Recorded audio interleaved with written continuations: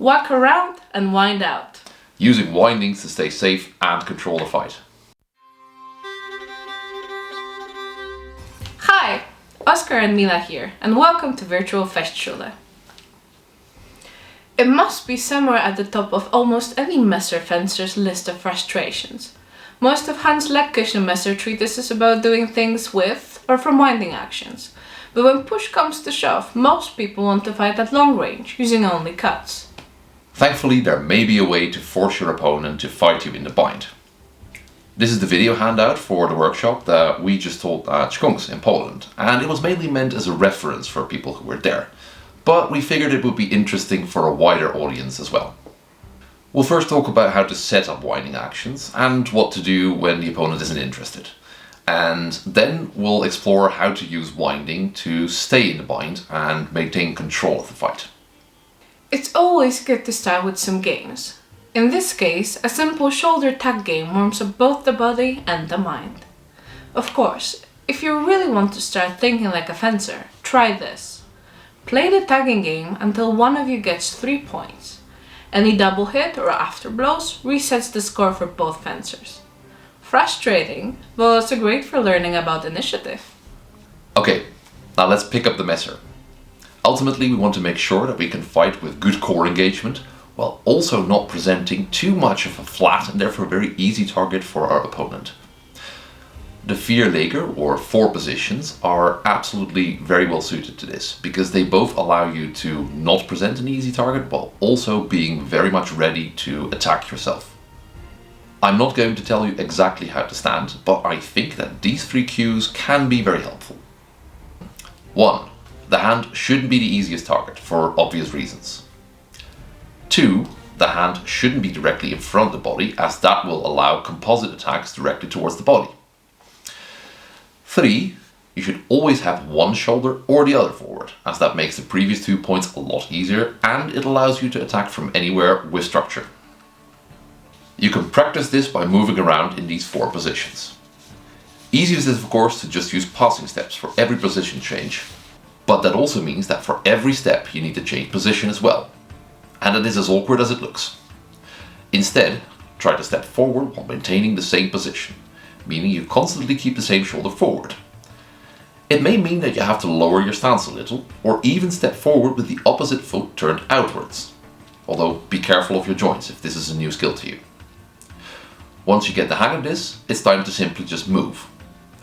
Step forward, speed up, retreat, reverse, speed up again.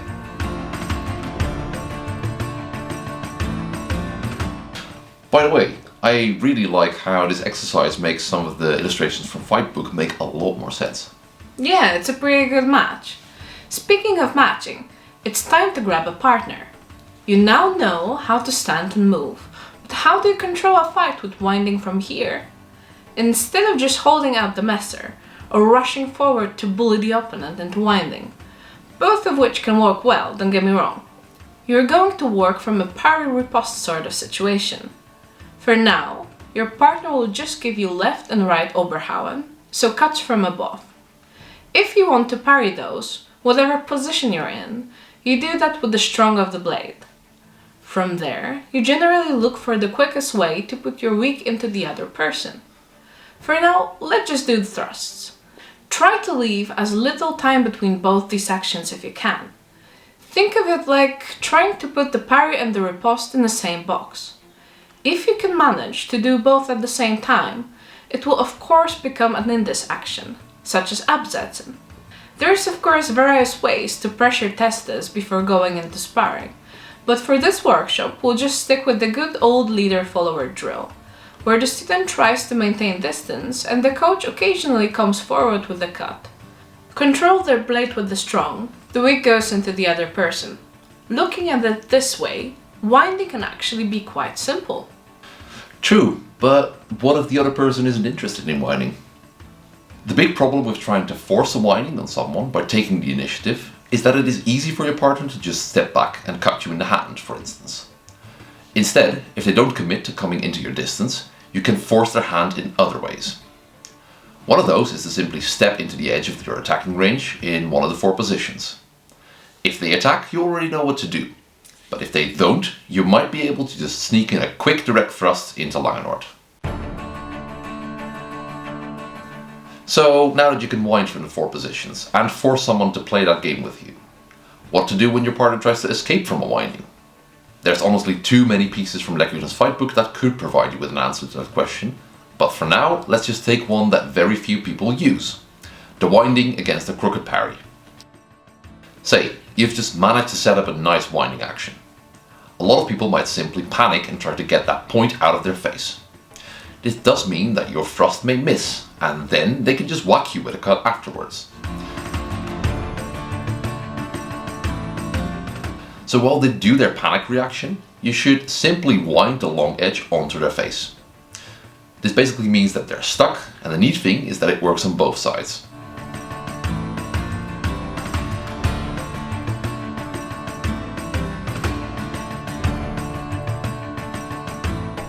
If they do manage to prevent being sliced through the face like this, you can press the charge with a short edge, do an enthrifthou or do a disarm as you see fit.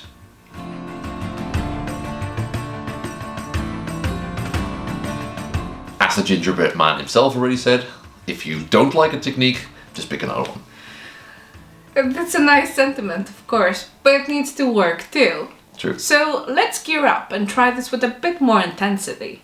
First, let's just try doing the leader-follower drill with all of the options of this class. That means that if the coach tries to close the distance but doesn't attack, the student thrusts directly to long point. If the coach attacks, the student tries to wind. And if their original winding doesn't land, then they may try to keep the initiative with the winding against the crooked parry.